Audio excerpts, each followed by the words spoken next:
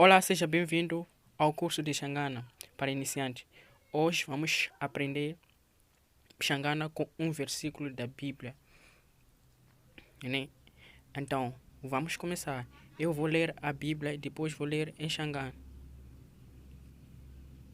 Primeiro vou ler em português e depois vou ler em Xangana. Em Xangana, em português, diz o seguinte: Então Deus disse que a terra produza todo tipo de animais domésticas, selvagens e os que se arrastam pelo chão, cada um de acordo com a sua espécie. E assim aconteceu.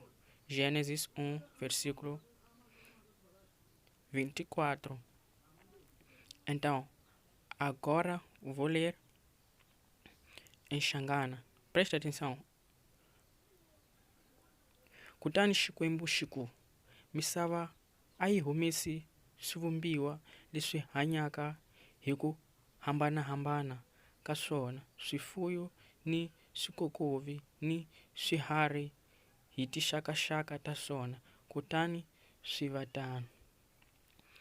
Então, se você não entendeu bem, é só repetir o vídeo. Eu não posso dialogar o vídeo, né? É isso que eu queria mostrar. Então, aprende mais. Só repetir o vídeo para você poder entender melhor. Até ao próximo vídeo.